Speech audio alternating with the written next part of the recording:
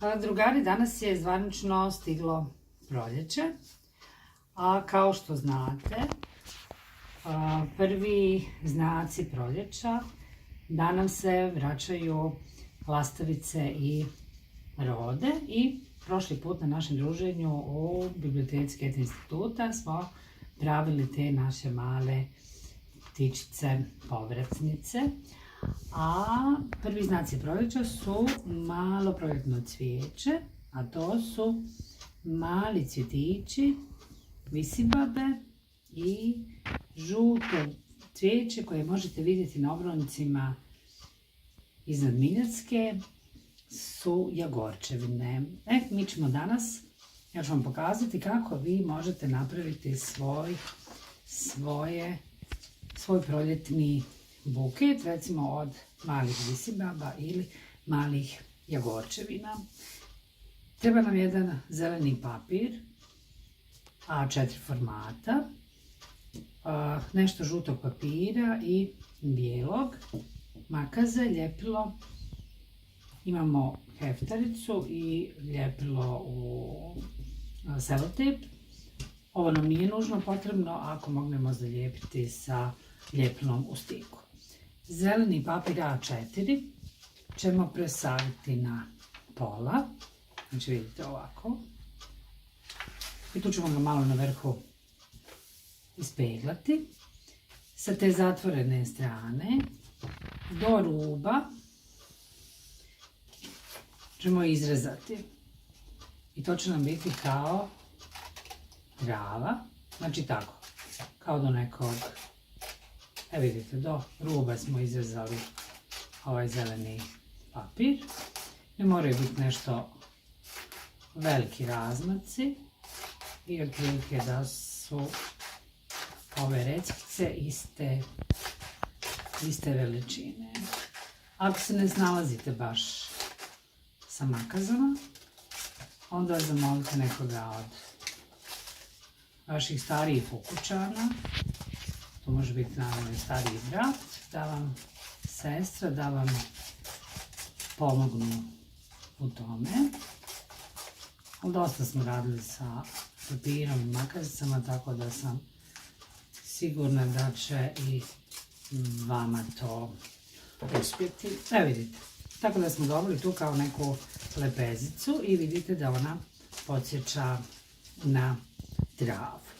Da bi dobili cvjetove visibabe, rekli smo da je visibaba bijela, uzet ćemo bijeli papir sa sve 4 strane da nam je isti.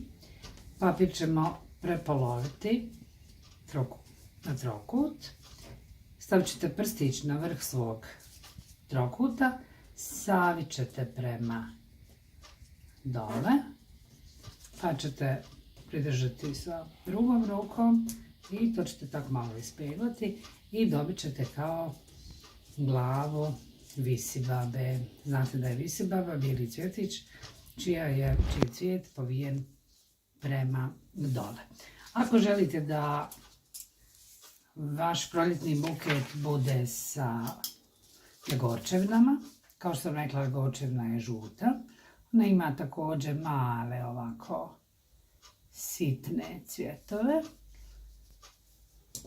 A onda možete te cvjetiće izrezati ili jedan po jedan, ili možete ovaj nacrtani cvijet, pa onda u isto vrijeme da recimo režete 3 ili 4 cvijeta i on će vam biti nekako iste veličine. Što nekako mali dijelovi i jagorčevina ima male sitne latice. Možda da vam u tom rezanju ipak pomognu neko odrasli iz vaše porodice. I kad izrežete te male žute, evo vidite, tako da smo dobili 3 cvjetića. Njih može biti i više koliko vi želite. Uzet ćemo ljepilo. Znači možete se koristiti ljepilom u stiku, ljepilo za papir. Mi ćemo skinuti malo ovaj poklopac. da mi se zalijepio. I tako ćete cvjetić jagorčevine namazati i stavljati na ove kao vlati, lijepiti na vlati trave i redat ćete ih onako po vašoj želji. Evo neka ovaj naš buket danas bude i od visibaba i jagorčevina, tako da možemo stavljati i jednu visibabu. Visibabe mogu biti i manje, ako izrežete manji bijeli papir. Samo je bitno da sve što radimo ovom tehnikom savijanja, da nam papir bude sa sve 4 strane isti. Onda možemo sa tim papirom vladati i dobiti po instrukcijama ono što želimo. Evo možemo staviti još možda, možemo ovako malo nakriviti. Evo možemo staviti još jednu našu visibabu. I s obzirom zbog ove situacije i zbog virusa ne možemo izlaziti van, ne možemo izlaziti u prirodu i doživjeti tu ljepotu i miris proljetnog cvijeća, da bi se zabavili, da bi nam... Ja ću sad uzeti heftaricu, znači vi možete zalijepiti ili selotejp trakom ili papirom, lijepom za papir, ali evo ja ću sada da nam je lakše sa heftaricom to zakačiti. I evo ga, dobili smo jednu proljetnu krunu, jedan proljetni buket koji možete malo ove vlati trave ovako ih malo saviti da nam to izgleda kao listovi. Sigurna sam da ćete uz ovaj proljetni buket ovog proljetnog cvijeća obradovati svoje nane, bake, svoje mame, a da bi mirisali, onda možda da ih naparfemišete nekim maminim omiljenim parfemom.